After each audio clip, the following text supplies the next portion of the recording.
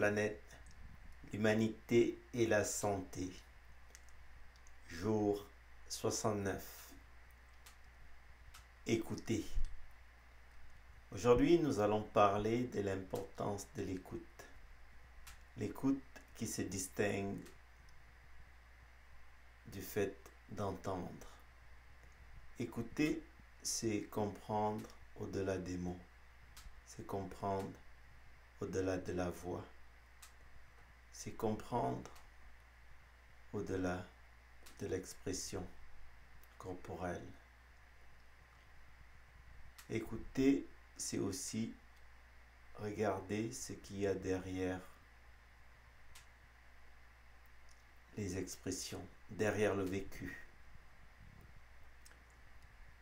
Le métier que nous faisons comme pédiatre, c'est une belle opportunité pour mettre en pratique au quotidien cette capacité d'écoute.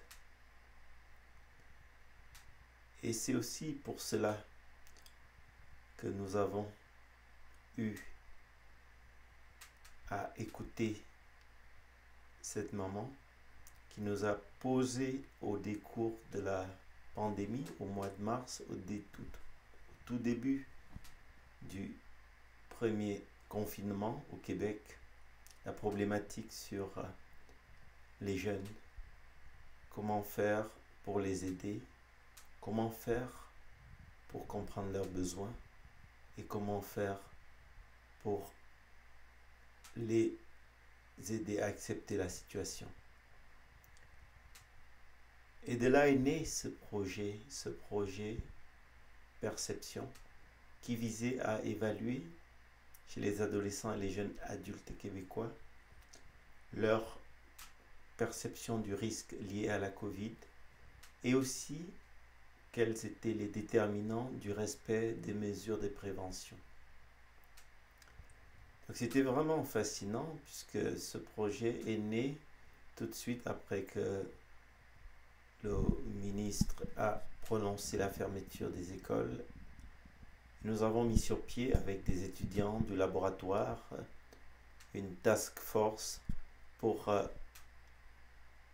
premièrement évaluer ce que la littérature disait, deuxièmement élaborer un questionnaire qui permettrait de voir chez les jeunes quelles étaient leurs perceptions et leurs attitudes.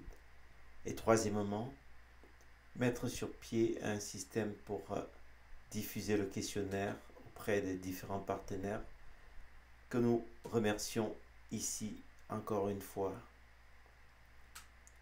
Et ce travail de diffusion du questionnaire a été largement efficace puisque plus de 3037 participants ont répondu en moins d'un mois. Et nous remercions tous ces participants parce qu'ils nous ont permis de comprendre qu'est-ce qu'ils avaient comme vision. Ces participants étaient répartis partout dans le Québec. L'âge de 14 à 22 ans, 3/4 de femmes, 1/4 d'hommes. Et c'était des jeunes qui étaient à la fois en secondaire ou en universitaire. Et une grande proportion parmi eux avait un métier, un job étudiant. Le questionnaire a permis de trouver que globalement, la perception de risque pour ces jeunes d'être malades était environ 5,5 sur 10 en moyenne et beaucoup plus basse que la perception du risque pour leurs fratries, leurs parents. Et les déterminants de cette perception de risque étaient les suivants.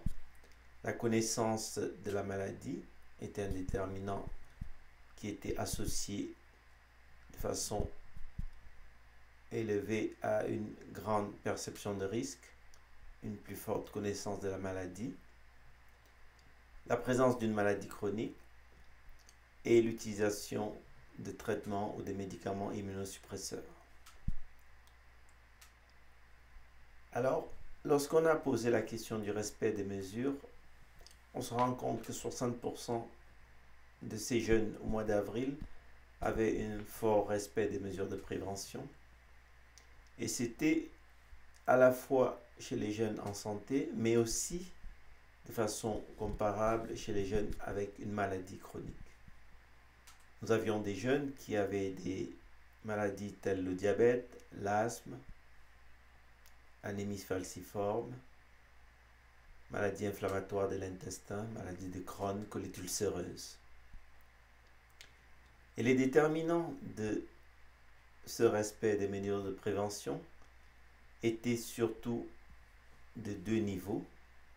Le premier niveau, c'est le désir de contribuer à aplatir la courbe et le désir de protéger la famille et les amis. Donc il y a une dimension altruiste derrière cette volonté et c'était assez constant, quelle que soit la catégorie d'âge ou quel que soit le sexe.